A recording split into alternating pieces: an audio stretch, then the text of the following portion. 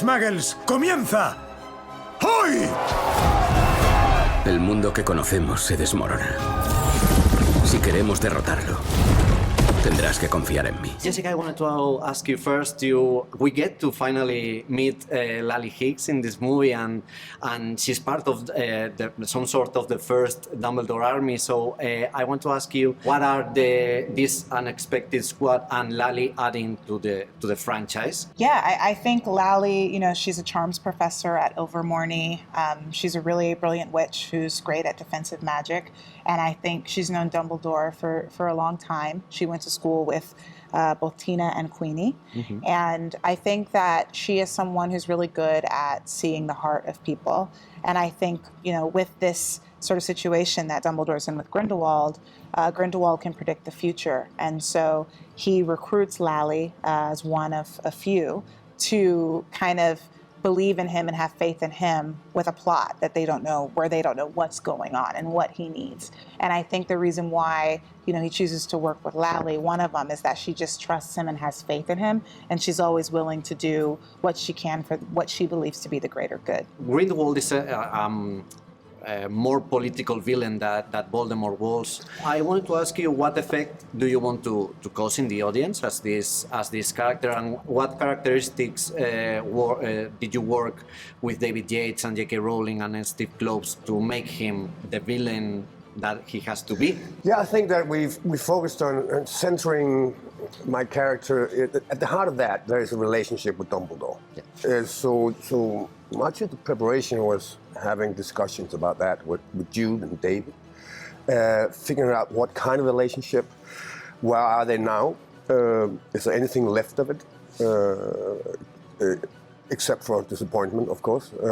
So we centered it there, but with all good villains, we need the villains to have a purpose, a goal that doesn't sound too crazy, And in this case, Grindelwald wants to make the world a better place.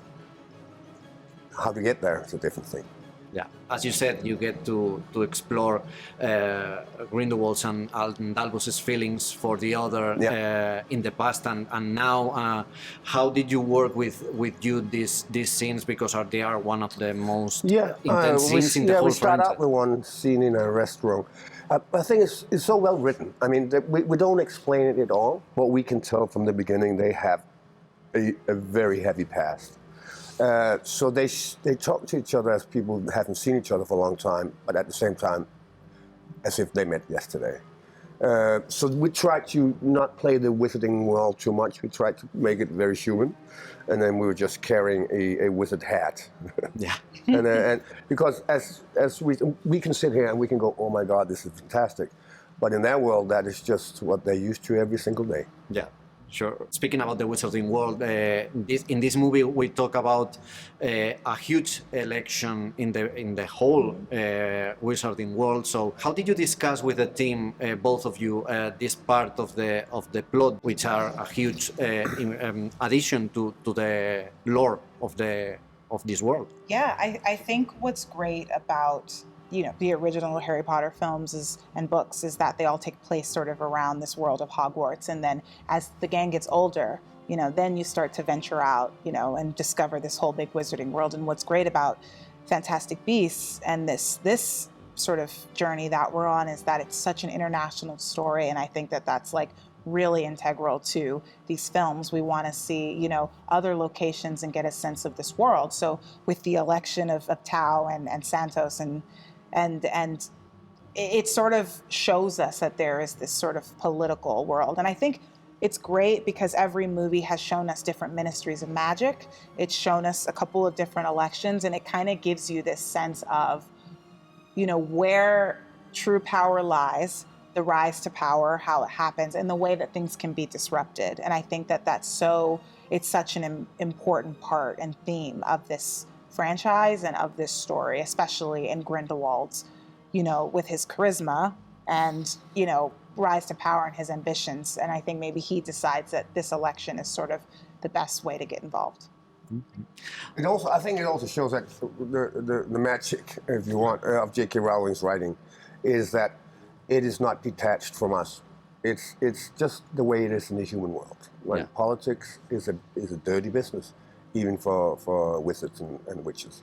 Yeah, it's true. You only got started in this huge world, in this huge franchise. Have you ever fantasized, for example, that we get to visit Ilvermorny with Lally, or maybe you have talked to Jude Law about that huge battle that eventually is going to end up in the history books? Definitely. I mean, I really want to go to Ilvermorny really badly. That's like my dream. I want to see kind of all the schools internationally all over. Like I want to see like, you know, I want to go to school in Japan. I want to go to school in Paris. I want to see like the school in Brazil. Like I want to see everything.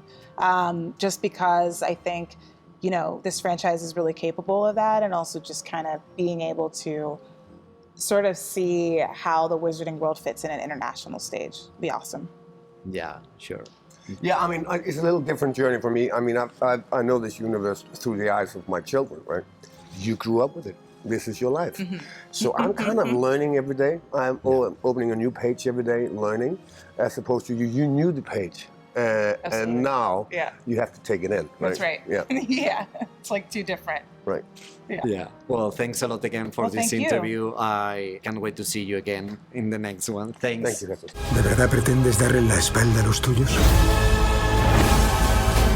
Fuiste tú quien dijo que podíamos cambiar el mundo.